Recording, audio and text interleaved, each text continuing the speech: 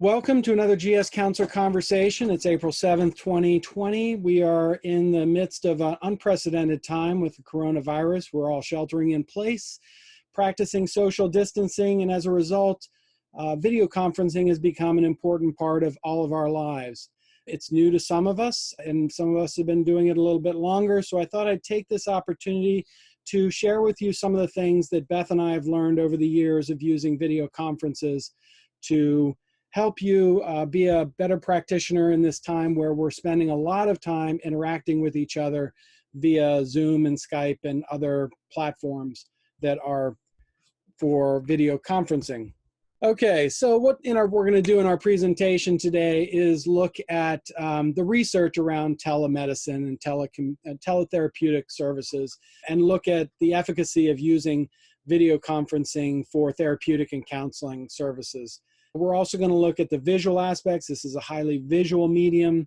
We get to see each other. We also get to hear each other. So there are audio aspects that we want to take into consideration. We'll look at the different platforms that are available. We'll look at the different interactivity options that you have when using video conferencing. And then we'll end with best tips and tricks, best practices when working with video conferencing. So the first thing we want to tackle is this a medium which we can use to do our job well? And one of the things that I'm going to point out is the CDC. They've published on their website a research paper called Comparing In-Person to Video Conference-Based Cognitive Behavioral Therapy for Mood and Anxiety Disorders. It's a randomized control trial. So in this paper, which has been peer-reviewed, they are looking at video conference versus in-person and specifically dealing with a mood and anxiety disorder population and using the methodology of CBT. So it is rather narrow in its focus, but it does a good job of letting us kind of get a peek at how this might work. Now, what they found were that there were no significant differences between the client rating of the working alliance. So the clients felt as connected and their relationship with their therapists were the same in person as in video conferencing. There was no significant difference between the therapist and their relationship with the client. So both of them saw the relationship as very similar online as video conference. The client satisfaction also was not significantly different. So it was the same client satisfaction. And most importantly, there was no significant difference in outcomes. So the pre and post treatment and the follow-up of the symptoms of anxiety and depression and quality of life were the same. So from this, they're saying that it actually delivered exactly the same results. There was one significant finding, and that was in favor of video conferencing, interestingly enough. They found that video conferencing lowered the stress levels. And this is, of course, yeah, Frank, go ahead. Unmute yourself there. I can see you ready to talk. I just want to give you some empirical evidence to that. I have a student who is voluntarily mute himself, how he was more talkative on the video conferencing than we have one-on-ones in the room. Yep. Interesting. Yeah. And does this ring true for you guys as practitioners? Anybody? Well, actually, I think I can see why it does ring true. I think for CBT, this is an actual effective method of delivery, but I can tell you from, and I realize my experience is biased and certainly not double blind or, I don't have pre and post all these, wonderful, great, significant ways of doing this, but I find that I get a lot of people who've been doing telehealth through their insurance company and then come in for one in-person therapy session and report to me that this was like 10 sessions in one session with me live. Now, does that mean I'm just doing better therapy than the therapy? I mean, there's a lot of factors here. So, but I also feel that the research on CBT and the delivery of CBT on video conferencing and tele is pretty strong, and there's good cause for that, but I'm not sure it's the same as, and I think it's going to be very difficult to pull apart and analyze. But I mean, I like teleconferencing. I think there's something valid to it. Yep. Yeah, and as I mentioned, this is one method with a very specific population. Whether it translates more broadly remains to be seen, but this is a nice little touch point that we can see that gives us confidence that at least it's not objectively worse. But I've been doing this, right? I've been doing this with, you know, the GS system, and I have found it very effective for telehealth through that, to present the test results, to talk about people. I mean, it's actually highly effective for that. I just feel like sometimes the deeper therapeutic issues of therapy are better live in person. But for what GS 120 has, it's ideal. It's a perfect match. Plus, you can do it anywhere as the practitioner, right? Yeah, yeah, and there's no travel time. Yeah, it's rather wonderful. So next, let's look at the visual aspects. And basically what I'm going to talk about here is what you would learn in your first lesson as a photographer. So if you took a photography class, one of the first things they're going to teach you about is the principle of thirds. And the principle of thirds is when looking through the camera lens or when framing a shot, you want to think about dividing your shot horizontally in thirds. And what you want to do is place important elements on those thirds. And in video conferencing, someone's eyes are probably the most important thing. So you want to take your eyes and put them on that horizontal top third. And then you want to look and, you know, the vertical to see how you're framing. So that's first, framing the shot. Secondly, lighting. And if there's a photographer out there that knows that I'm missing something, by all means, please jump in. Other thing is lighting. If your background is lighter, backlit makes you a shadow. To frame, what you will hear camera operators say is to take care of the corners and the shot will take care of itself. Frequently what happens is if you're looking at yourself, you don't notice where you are in the frame. But if you look at the corners, you'll see the negative space around you, and that will help frame your shot. Then we've got false attachments. These are, you know, things behind you that make it look as though there is something behind you that is falsely attached to you. Andrew, the other day we were meeting with you and you had a sign that was sticking in your head. It was in your background, and can't believe how distracting that was. I kept worrying about you hitting your head against this sign, which was part of his background. Yeah, just make sure that you're aware of what's behind you so that you can hopefully not have something growing at the top of your head. And then we've got distracting backgrounds. So backgrounds, as a friend of mine who's a lighting guy used to say, backgrounds tell a story. So you want to make sure that it's telling the story that you want. Obviously, we've got our degrees behind us and a couch. And so we're trying to create a sense of learnedness and competence. So be sure to be aware of what's in your background so that you can project that image, tell that story with what's in the background. Another very useful hint is to position the video or anything that you're looking at regularly on your screen near the camera so that it appears as though you're making eye contact. So when you're watching something or reading something, try and make it so that it's up there so that it looks as though you are actually looking at them as opposed to looking off screen. Okay, so those are just some easy visual aspects that make the visual better. Then the audio. Audio is actually more important than the video because while it is a visual communications medium, we're getting most of our information through the audio channel.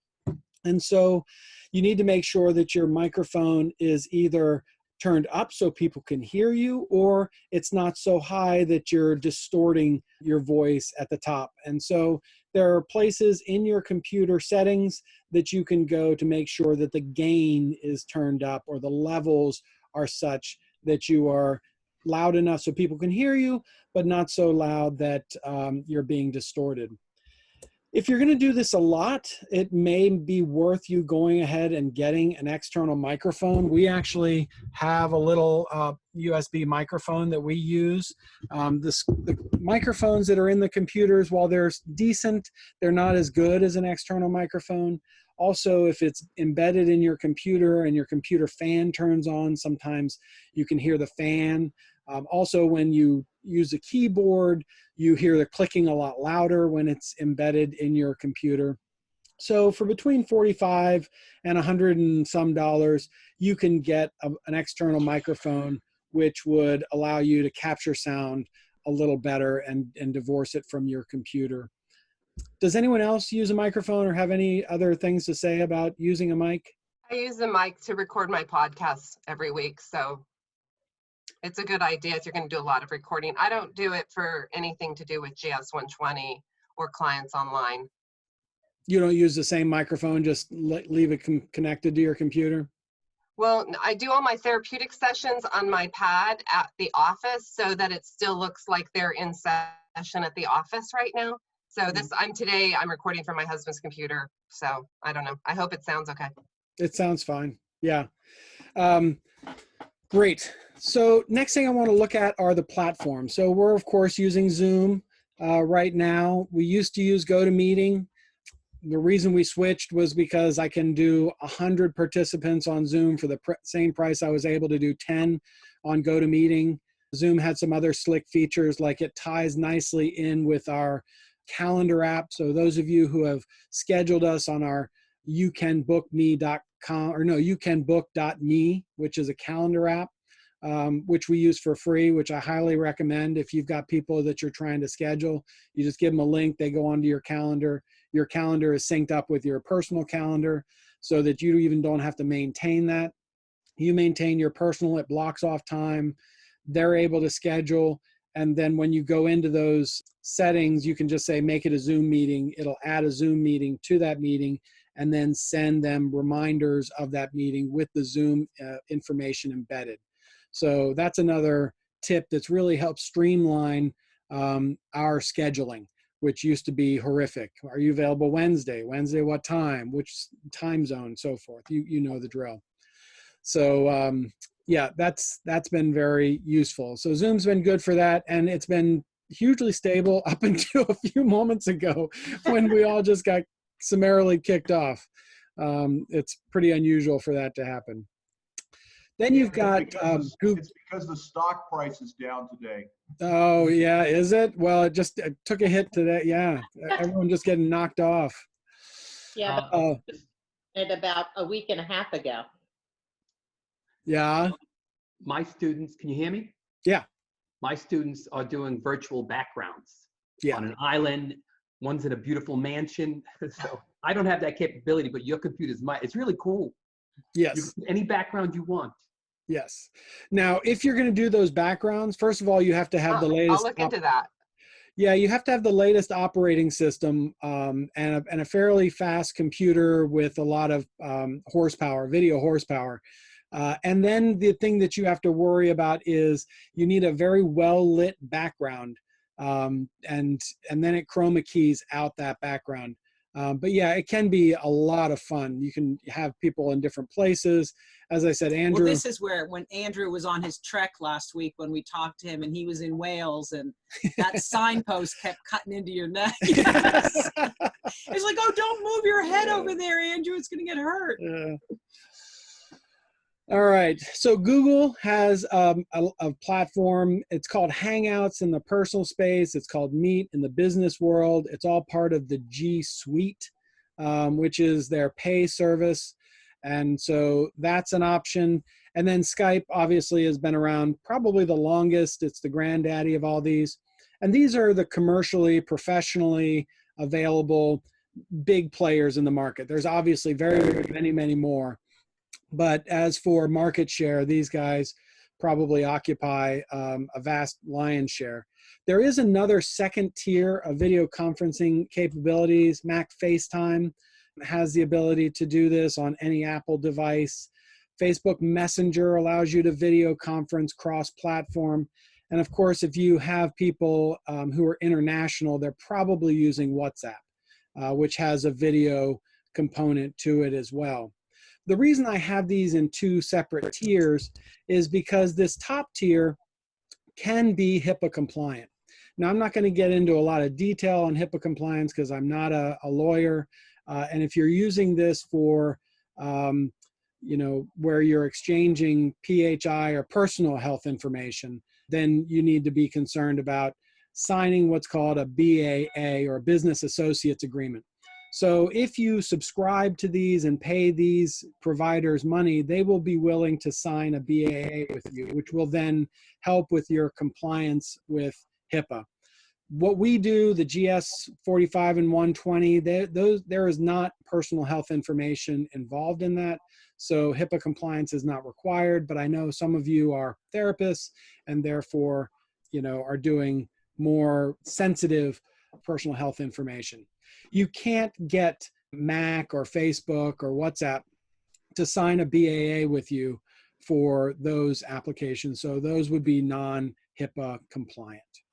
Has anyone else got anything else to say about HIPAA compliance? Again, this is not supposed to be an exhaustive dissertation. Or yeah, that's a good thought. Anyone else have another platform they want to give a shout out to? I use DoxyMe, DOXY.me, and it's HIPAA compliant. It's $35 a month. Okay. Yeah, I pay $15 a month for Zoom, and it allows me to have 100. Does anyone else? I was paying the same amount for GoToMeeting.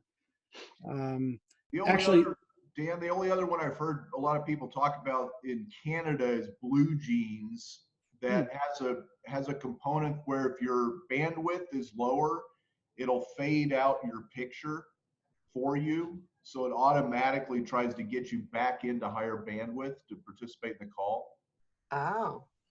And by doing that, I'm sure it's advantaging the audio channel. As I said before, the video channel can freeze and be pixelated, and you won't notice as much as you will if there's some interruption in the audio channel. Okay, good. So next thing I want to talk about is a different interactivity that you have with these various platforms. One is the ability to schedule and communicate meeting times through these applications. So, you can go into Zoom, you can set up a meeting, you can invite people. You can also share screens, which is what I'm doing right now. You also have the ability to share multiple screens. So I could have Frank's and Andy's and Annette's up at the same time, and we could be looking at 3 or 4 different screens, which could be useful when collaborating. You also have the ability to draw on the screens. And, those of you who have worked with us know that we're frequently circling things, or we can spotlight things. Oops, I don't want to spotlight. Of course, when you're doing all this kind of drawing text, you can type text on there, erase. I'm going to go ahead and clear all my drawings. Another thing that you can do is you've all seen me use this before. This is Mouse Pose, and it's available at this web address, and it allows you to highlight things on a screen, which is also useful. You can also view clients' desktops. So if I'm helping one of my clients set up Tableau on their computer, I'm able to, look at their screen and help them troubleshoot. So you can do that. You also have chat windows that can be going on at the same time. And you've also, on some platforms, have polling through nonverbal. So if you guys all were to click on the participants list, you would see all the participants that are in the group. And then at the bottom, you'd see there's things like yes, no. So if I said, who thinks, Zoom is the best platform, you could all see Annette just did a up and Phyllis did a yep, yes. So everyone's finding that. Or you could say, hey, I need a break, and throw up there a coffee mug. And it's, if I saw a bunch of people with coffee mugs, I'd know that it was time to take a break. So this is nonverbal polling, and I can clear this all. So I can say, okay, new poll, who wants me to continue? And you could all give a thumbs up or a yes or a thumbs down and so forth. So that's another feature that's available for interactivity on some platforms. All right, next thing I want to talk about, last thing, tips and tricks, okay? So basically you want to set up your space. You want to set it up so that it's got good light, it's away from noise and sound, set up the camera angle. Sometimes that means elevating the computer so that it's not from below. and you want to see what's going on in the background. Then the other thing that you might want to do is run an internet speed test to make sure that you have the bandwidth. And that's easy to do. You just go to any browser and type in internet speed test, and Google will pop up and say, and there'll be a little button there that says run, and it will do a download speed test and an upload speed test. Basically, you're looking for at least 1.5 megabits of throughput to get reasonable video conferencing. I find that's very low. A 2 and above is usually where you find your more smooth interactions, but you can run an internet speed test. And then you can, I encourage you to log on early, because sometimes you log, you pull up Zoom and your camera's not working, or you can't get your microphone to work. So you've got to reboot, and that takes a couple minutes. And so it's a good idea to go ahead and make sure that everything's up and running by logging on early. You also want to quit all the unnecessary applications in the background to give your computer more resources so that it's not having to swap space with other things and they're not occupying the RAM. So, give your computer as much resources as you can so that you're not interrupting the video conference. And then be ready to improvise. Like, a perfect example, boom, I crash, I called mom. Mom was able to tell you guys, hey, he's logging back in. That's a total improvisation. The other thing that sometimes happens is if we don't have the bandwidth and the audio is jumpy, we'll call people and then put them on speakerphone and use the telephone as the audio channel. And that's helped in low bandwidth situations. There have been other times where, they click on the Zoom link, they can't download the Zoom. We're like, okay, well, we're just going to hit you on FaceTime, and then just have to switch platforms. So just be ready to improvise. And like was well demonstrated a few minutes ago, sometimes you just have to log back out and log back in. So you do get better with time, so practice. The other thing that we like to do is check with the client to see what devices they're using.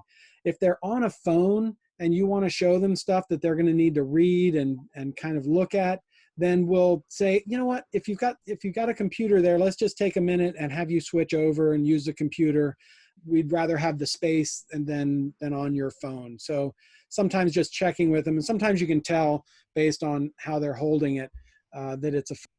The other thing about using a phone for video conferencing is you have to hold it up and you get tired, so it's better if they're not like switching hands and, getting tired and so forth. So make sure that they're using a computer or a tablet if that's available.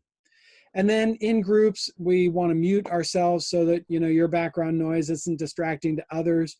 You also have various views. So right now, you're in one view, but you have different view options. So gallery view is another option that would allow you to see all the people together at once. Then there's the one where, you see some people and who's ever talking is big. So just be aware that you have different views. And also when you're in groups, this nonverbal means of communication is sometimes nice. You'll notice that there's an applause icon, which, just makes it easy to signal your thanks to the presenter without having to log on. And if it's a big group, it's 150 people, it's easier to do that than it is to try and make yourself heard. So then there's also the record option so that you can record these things for archival purposes, or for, like I'm going to put it back onto the internet as one of our video casts to help our practitioners. And then there's using multiple screens. We have 2 screens set up, which is very nice. It allows us to kind of queue things up on the screen that we're looking at, and then when we want them to see it, we can drag it over. So it just gives us kind of a staging area as opposed to them seeing everything that's on your computer. If you have a separate screen, it's nice to just clear that off and then move things over to it that you want them to see. And then the last thing, because this is a very visual medium, Zoom actually has this ability to touch up your appearance. And I didn't know this until I was doing this presentation. But here, let me show you what that looks like. So I'm going to stop sharing so my face gets big again. And then let's see, where did I find that? Oh yeah, it's under video settings. So under video settings, I have the ability to, so right now my appearance is being touched up, and if I turn it off, you may notice that I'm not quite as refreshed looking or airbrushed. So I'm going to turn it back on. Okay, is everyone able to see the difference between these two, on and off? Not particularly. No, it's not very apparent. No, I seem to look great in both. Okay, I gotta go. All right. We'll see Bye you later, bye. Annette. Thank you guys. Bye, everyone. Bye bye. Bye, everyone. Stay safe, Yeah, Frank. bye.